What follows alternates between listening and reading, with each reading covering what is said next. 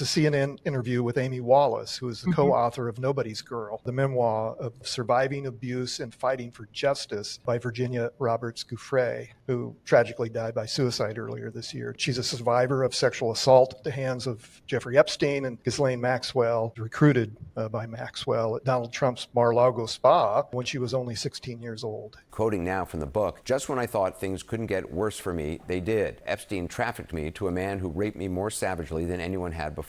We were on Epstein's island when I was ordered to take this man to a cabana. Immediately, it was clear that this man, whom I've taken pains to describe in legal filings only as a well-known prime minister, wasn't interested in caresses. He wanted violence. He repeatedly choked me until I lost consciousness and took pleasure in seeing me in fear for my life." Joining us now is her co-author, Amy Wallace. She writes in the book, "Inside I was seething. Day and night, my every waking moment was circumscribed by his wants and needs," talking about Epstein. "I was caught in the trap of familiar diminishment, but still something about Epstein's hold on me kept me docile and acquiescent." What do you think it was at the core of it? Well, I think she writes about this really eloquently. There's sort of a predator's playbook in this narrative, in this memoir. Not only were these girls lured into a home thinking they were going to give a massage and then raped and assaulted, they were also had this sort of mental jujitsu, which is, we are going to degrade you sexually, emotionally, physically, but we are also going to tell you, we see something in you, you're special. And a lot of these girls had not heard that ever, and there was this class issue as well. They were poor girls for the most part, they were desperate financially, and these posh people were telling them they saw promise in them. That was kind of what kept her enmeshed.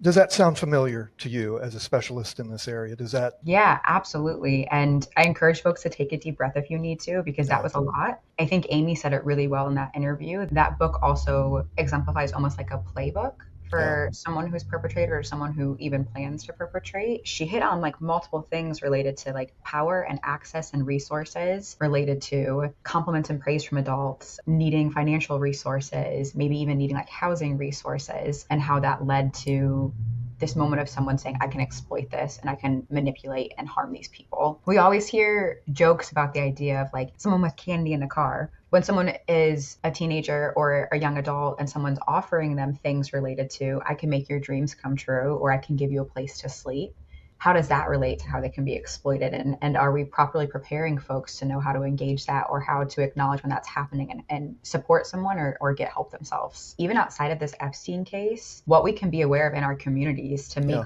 the communities that we're a part of safer, right? Like Epstein is this one conversation, and these are more common experiences than any of us really acknowledge. This is our chance now as a collective in Nebraska and the United States to really lean into it and start to build safer spaces for everyone.